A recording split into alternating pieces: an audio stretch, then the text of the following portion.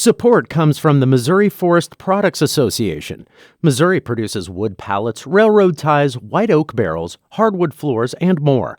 Details on the variety of products made in the state are at choosewood.com. From St. Louis Public Radio. This is St. Louis on the Air. You wrote it would create, quote, a direct line of communication between the National Guard and the governor. Is that a change from what we have now? I kind of liken it to a 9/11 call. What if you had a 9/11 call and then the dispatcher at the police, instead of being able to dispatch the police directly, then had to turn around and call the mayor's office to get permission to do it? The more direct you can have your chain of command, the faster you can react to problems. I'm Sarah Fenton.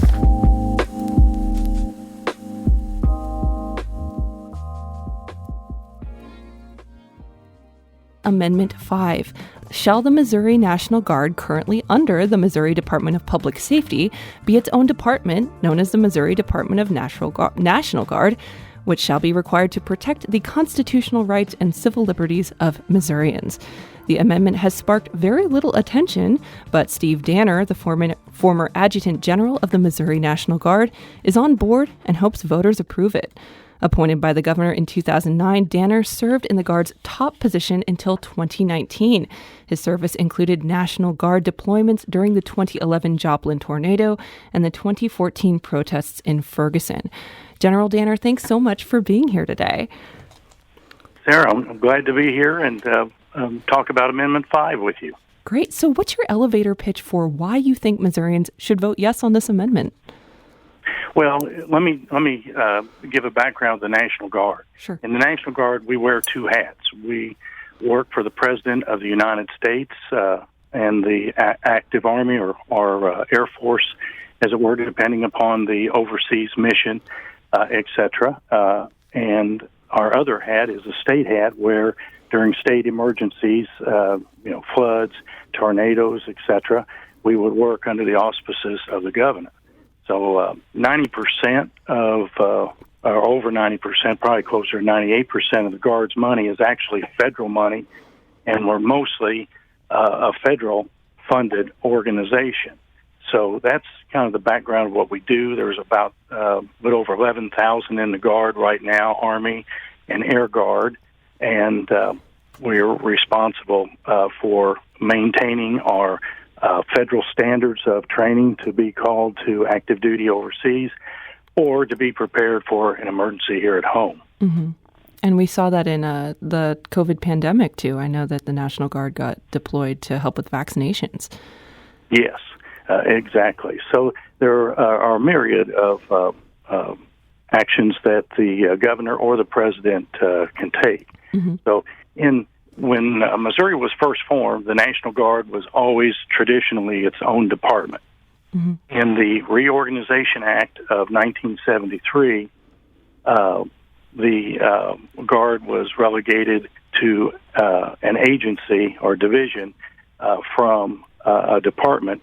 Because, and for those of us that were, and I'm a Vietnam-era veteran, we know that after the war, etc., as the Army shrank and the Guard was considered the old weekend warriors, etc., and really not doing any really much emergency or any state or federal work overseas, because of the 1945 Constitution, which limited the number of departments, the Guard lost its department status. Mm-hmm. Well, that was fine for those days. But I'll tell you, Sarah, 911 changed that because we went back to being an operational force. And as many of your listeners know, there's probably not many of them that haven't had a father, brother, son, or relative or neighbor that has not been deployed. So the sun doesn't set on the National Guard anymore. We're all over the Middle East and Africa, Europe, in Asia, with missions, et cetera. So that has really changed the world these days. So the important things with the new department status would be we'd be able to cut red tape, because anytime you have multiple departments involved, it just takes you a longer time, say an emergency, for the Guard to get out and protect the good people and their property in the state of Missouri from bad things. And I'm happy you mentioned that, because in a recent op-ed in support of the amendment, you wrote it would create, quote, a direct line of communication between the National Guard and the governor. Is that a change from what we have now? Like, wouldn't the governor and the National Guard be able to communicate if they wanted to? Well, I kind of liken it to a 9/11 call. What if you had a 9/11 call and then the dispatcher at the police, instead of being able to dispatch the police directly, then had to turn around and call the mayor's office to get permission to do it? So when we do have an emergency and you have to go up through the chain of command, and those that have had military background understand the tighter the chain of command and the fewer people involved, and again, this is cutting red tape in the bureaucracy, the fewer people involved, the faster you can react.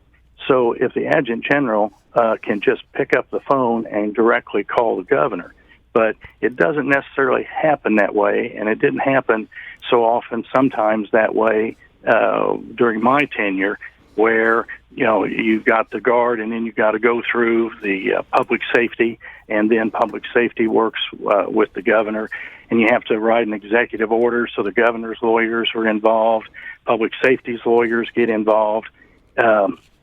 It's just the more direct you can have your chain of command, the faster you can react to problems and save lives, etc. So that's number one. Number two, on the federal side, most of the people in the Department of Public Safety, because I'm not sure of their status, but I never knew of any of them that had top secret, sensitive, compartmental information, top secret SCI security clearances. There were so many times when I could not talk to anyone in the Department of Public Safety because they didn't have the proper security credentials for me to pass on federal information. And I can't be exact with you, but I'll just say it would have to do with, say, with our troops in Iraq or Afghanistan, that I knew certain troop movements were being made or a certain attack was being made, then I could alert the governor, etc. And I think there's not a governor in any of the 48 states that do it this way. We're an oddball state that we don't do it this way. But I can't imagine any of the governors in any of the 48 states not wanting to know exactly what's happening to their troops in the field. And so the bill that successfully placed this question on the ballot was passed with nearly unanimous support this summer, with just 2 House representatives voting against it. One of those votes, St. Louis Democratic Representative Peter Merideth, talked to producer Danny Winsentowski on Thursday, and he explained his opposition to both the bill and now the amendment on next week's ballot. I hate to be alarmist, I hate to be hyperbolic, but the trouble is in this political climate, when I don't have an explanation of what's happening, I start to ask questions about what might the reason be that they're not telling me. And this one raises a lot of red flags for me. And that main red flag, it's not about the National Guard having its own department. I don't think that's a particularly big deal one way or the other.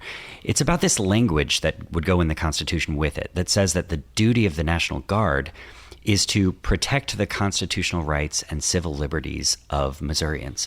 Now, when I read that, I thought, that doesn't sound like the National Guard's role. So I looked up the National Guard's mission currently, their state and federal mission, and both focus exclusively on responding to emergencies. So it feels like a pretty big departure to me. General Danner Representative Merideth made a point about the National Guard mission statement, and like he indicated, the Missouri National Guard's mission statement on its website doesn't say anything about protecting the Constitution or civil rights, but focuses disaster response and being prepared in case of war. Does Representative Merideth have a legitimate concern? Well, I respect his thoughts, and here's really the answer to it.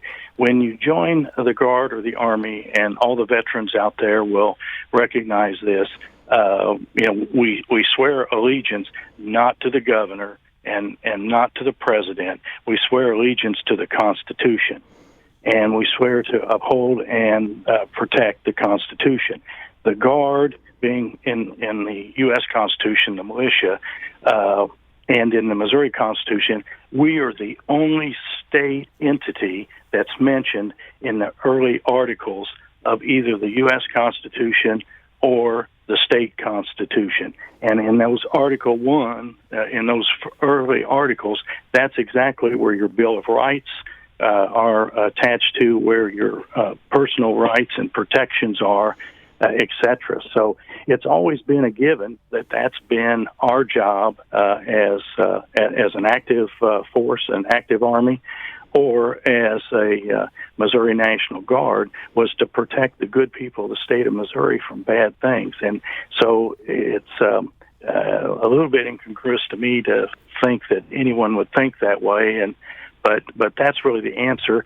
And I think that in this day of partisanship, when you see that of 163 representatives, only 2 voted no, and it was unanimous, I think, in the Senate, I don't know how else to say it, but a lot of smart people in the General Assembly took a hard look at this and almost unanimously passed it. Mm-hmm. But we do protect people's rights and civil liberties, etc. I mean, that's why I joined in the first place when I was 18 years old, just out of high school. Mm-hmm. And I will add the current Adjutant General of the Missouri National Guard, Levon Compton, is also backing the amendment, and in a statement said the change would ensure, quote, the governor receives critical military advice and requires the Guard to protect the constitutional rights and civil liberties of Missourians. General Danner, thank you so much for being here with us today. Sarah, I appreciate it. I appreciate your interest in this very important topic.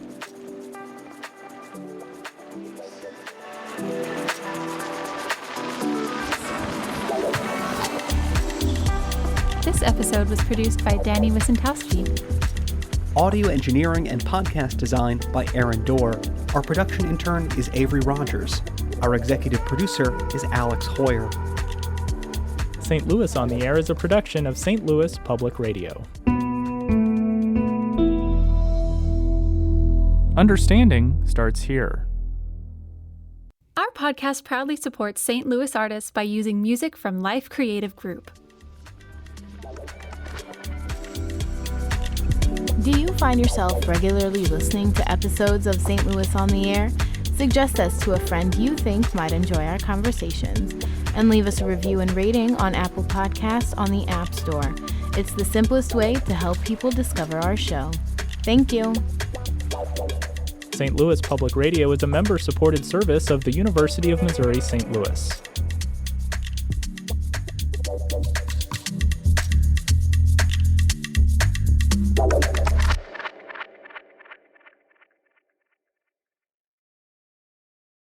Support comes from the Missouri Forest Products Association. Missouri produces wood pallets, railroad ties, white oak barrels, hardwood floors, and more. Details on the variety of products made in the state are at choosewood.com.